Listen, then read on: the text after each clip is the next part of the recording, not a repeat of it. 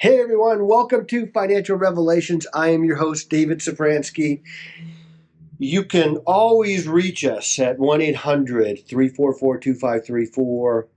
You can email Corey with questions, Kory, Corey at epsf.com. We get a lot of, we get questions, right? We get questions. People call in.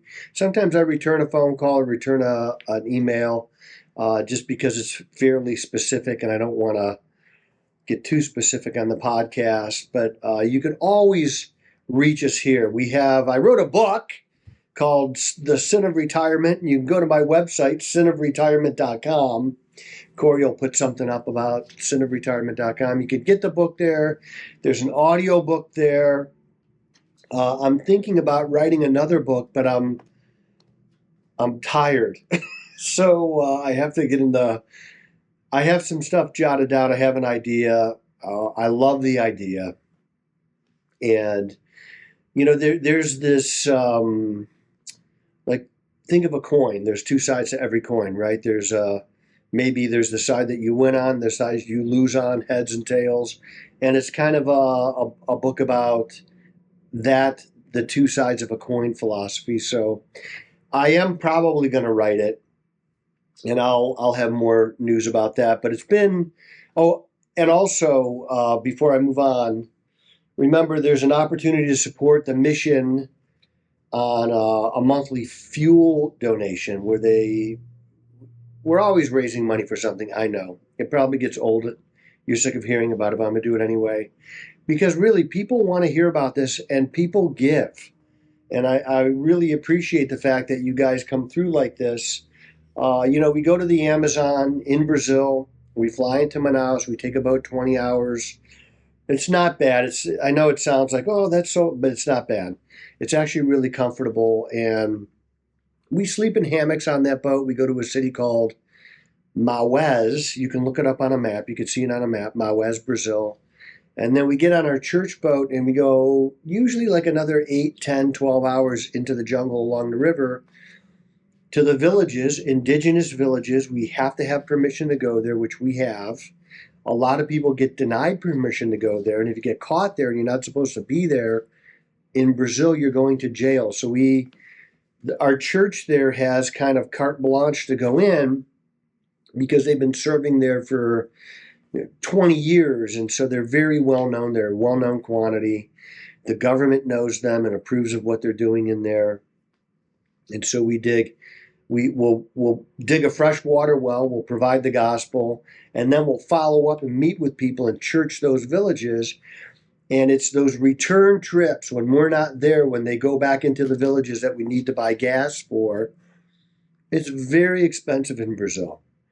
Brazil is one of the worst places you could ever be poor because everything is so expensive. When we go, it's cheap for us because the dollar goes a long way. It's better than 5 to 1 right now. And so, we fill up the boats and do all that and buy groceries. But when we're not there, we're raising money to send the missionaries back to those villages, to keep churching them, to keep building into the lives of the children and the people of that village. And it takes gas. And so that's what you would be supporting. You can go to nativosusa.org. It's a 501c3. You can get a donation receipt if you give. I am the president of that board, and I'm going to remove myself from president of the board next year, and it'll be somebody else on the board. I'll go back to just a board member. And it's a very... I know everybody on the board. Everybody on the board has been to the Amazon at least once. And we want people that know the mission there and know what the needs are as very important because the needs are very different from mission to mission. If you went to Africa, the needs would be very different there. So it's good to have people that are on the board that are involved and invested in it. And so I don't do anything by edict on the board. I can't, but I can bring things up as any board member can. So, and we're going next year if you have an interest. So if your church wants to go, let me know. We can set up a trip just for your church. Well, hey, it's been a very exciting couple of days or so in the markets. The market, for one thing, SpaceX finally went public and went public to really huge fanfare. The price action was great on days 1 and 2, and then the price came back to us pretty significantly. You know, it was probably traded topped out in the 200s, low 200s, and it was, I can't see it, it's on the screen over there, but 160s, SPCX, right side bottom, 152. So it's come back to us, and that's okay. It went public at 135, stayed above its public offering price. It seems to have found a bottom. I love this stock. I love what Elon Musk does. And people say, well, listen, SpaceX makes no money. In fact, they lose money on space. They're making money on Starlink, but they're losing money on space. And what I tell people is, I'm not buying the stock for the price today. I could care less. I know you don't want to hear this from me, but I could care less what happens to the price today, unless it went to zero. That I would care about. I care about the price 5 and 10 years from now. That's why you buy stocks. Generally, you shouldn't buy stocks for 2 days. Now, can it work at times? Sure, it can. It's not my recommendation that you buy stocks for 2 days. Buy stocks for 5 and 10 years, and you'll probably get rewarded. I can't guarantee that, but that's the best way to look at the stock market, a little bit longer term than 1 or 2 days. So some people have called me and said, well, we bought and it came back to us. It came down. Well, yeah, sometimes stocks do that. So, but I love what they're doing. And when you think about where they lose money is on space. So the space exploration side of SpaceX is losing money, and a lot of it. But they're about to launch the biggest rocket that's ever been launched. And I want you to think about this. NASA was launching rockets since 1962 or thereabouts. Never once did they think about reusing the booster, thereby saving a ton of money on rocket launches. Elon Musk did that in 5 years. And not only do they reuse them, but now he catches them with these 2 tongs that kind of close on them, and they don't even land them in the ocean anymore for the most part. They catch them at the launch site. It's just, he's bent the cost curve of space fairly dramatically already. And the bigger your rocket is to launch, the cheaper per pound it is to put something in space. And when they monetize that, for instance, if they do a moon base, which the government is talking about so that they could do interplanetary launches without the drag of Earth's gravity, that's where he's going to monetize it. And I'm telling you, you got to think long term, but I love this company. I had long said, when they went public, I did this on the radio probably 3 or 4 years ago, when SpaceX went public, everybody that it made sense for was going to own it. And it makes sense for a lot of people. So think about, I'm not telling you to buy SpaceX. You got to make sure it's right for you. For instance, if you're taking max income out of your portfolio in retirement, don't buy SpaceX. It wouldn't be a good purchase for you. So it's in relation to where you're at. The younger you are, I believe that the more aggressive you can be in the market, the more growth-oriented you can be, because you have more time. If you're managing money for the next generation, let's say you're 70, but you got way more than enough money and you're really growing it for the next generation to have, probably it could work. Yeah, I would strike a position in there. You don't have to take a full position, but maybe start small. And in sad news this week, a paragon in economic thought died.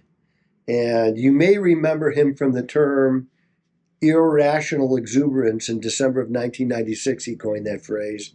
Alan Greenspan died at the age of 100. And he was the Fed chairman from 1987, about August of 1987 to January of 2006. And he was a solid economist. He was a non-interventionist, something our Fed chairs know little about today. And I wonder how he would have reacted to COVID and things like that, if he would have been more of an interventionist and things like that. I have to say, I think he probably would have intervened a little bit more. And certainly in COVID, when they said, oh, by the way, you're not allowed to go to work. If you go to work, you're going to go to jail. And so if they're going to keep you from earning an income, they got to do something. They can't let every house go into foreclosure, right? And um, so he probably would have been a little bit more of an interventionist.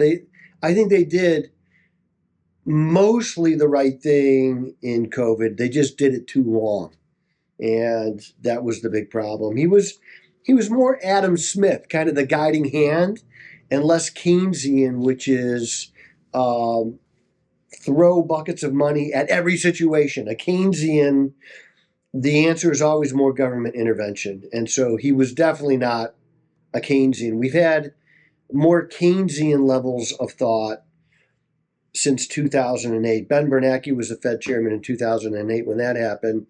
And I think it would have been, well, a couple of things could have happened that would have changed that entire course of our history. Because that, if you remember 2008 financial crisis, we call it the Great Financial Crisis.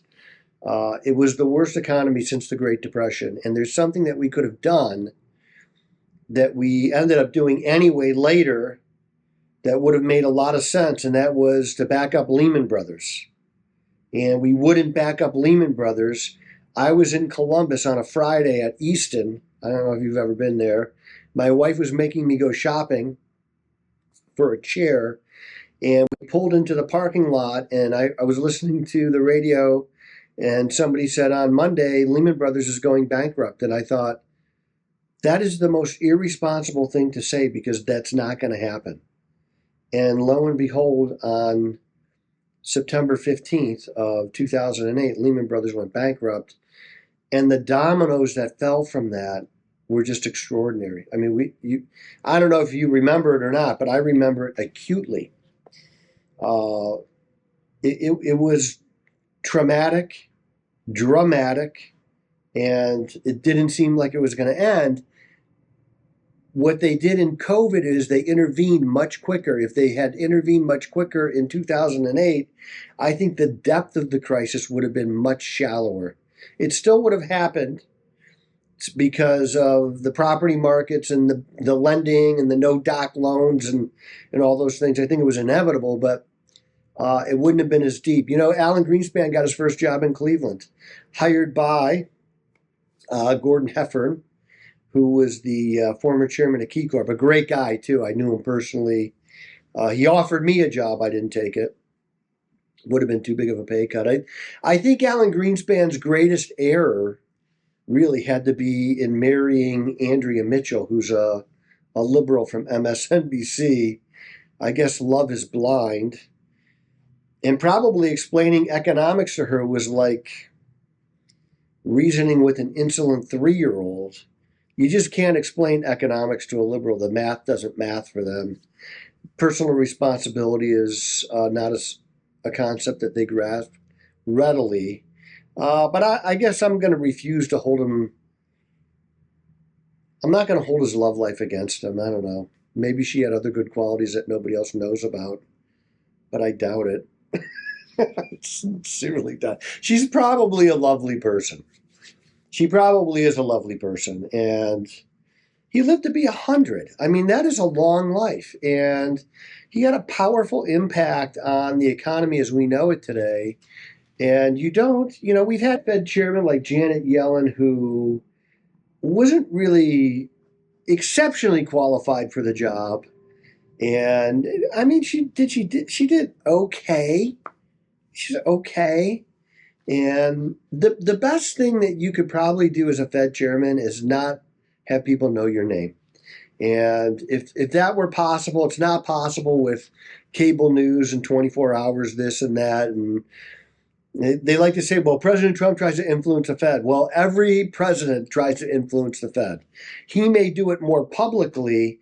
Lyndon Johnson punched his Fed chairman in the face, literally in the face, invited him to his ranch in Texas and beat him up at the ranch because he wouldn't lower interest rates. And so every president since 1917, when the Fed was enacted by an act of Congress, has tried to influence the Fed. And as president, you'd be silly not to try and influence the Fed because you have an economic policy that you're trying to enact, and the Fed is going to be a big part of that, whether they like it or not. And so you want the Fed to play ball with you. And so it's always been a spurious argument that the Democrats say, well, Donald Trump is just trying to influence the Fed. I want to say, no, no blank, moron. The president is trying to influence the Fed. Sometimes the way they do it is with their Treasury Secretary, because the president's Treasury Secretary, no matter who that is, will meet with the president of the Fed weekly. And what do you think they talk about? Probably economic policy, no doubt. That's the president's arm to influence the Fed. It just so happens that this president, Donald Trump, is a little bit more vocal. It doesn't bother me. The Fed doesn't have to listen. They could do what they want. And the Fed chairman is one of many votes on the FOMC. He can't do whatever he wants. So, but Alan Greenspan did a pretty good job at it. He kept people guessing. We always had to kind of discern. You would listen to him talk. You'd watch him talk. You'd hear it. And then you'd say, I have no idea what he just said. I have no idea. There were things like the briefcase index, where depending on the size of the briefcase he was carrying into a meeting, that would determine economic policy. Wrong. It was totally wrong. But this is how much he kept everybody guessing.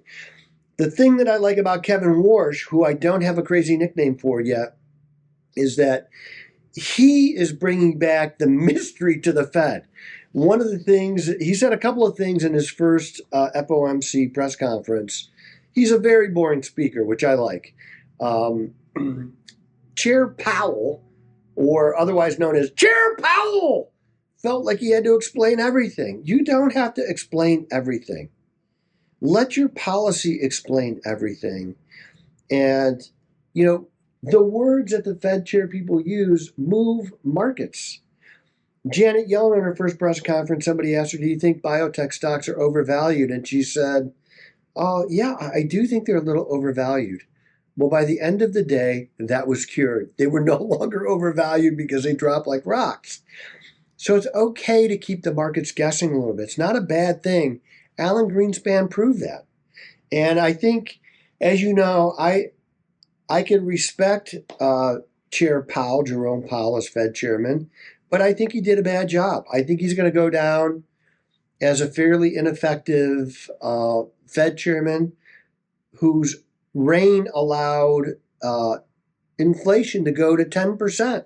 Well, how can you consider that a success? You only have two jobs: price stability, which is low inflation, and full employment, which we don't even know what full employment is. We're probably at it right now, but one of his two jobs, he screwed up, and then he allowed mission creep to happen where they were talking about climate change, which we now know is a hoax. Climate change is a hoax.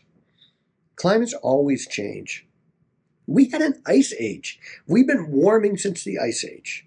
There's more ice on the polar ice caps now than in 50 years. It's a lie. It's about money. That's what it's about. It's about money. People get rich off of this stuff. And so on government money, just look at USAID. USAID has been trashed. Since USAID got taken out by Doge, there's been 6 or 7 elections in South America. They've all gone to the right because that's what people want. People want responsibility. They want lower crime. They want the opportunity to succeed, and that's the right. It's conservative politics. It's personal responsibility. It's things of that nature. We have been intervening in South America now for more than 60 years, and USAID was one of the ways that we did it. You take that money away, and these NGOs, which are just arms of the CIA, can no longer intervene because they don't have the money, and people can vote the way they want. That's going to continue, by the way. I don't know how much of Doge is going to continue. I know that there's a big push that the vice president's leading right now to get in the way of fraud. And they are finding massive Like it's not just the Somalis in Minnesota. It's healthcare and hospice in California. It's daycare in Ohio. These things have to be rooted out. I get tired of watching people make billions of dollars off the backs of this country, and they're just stealing money.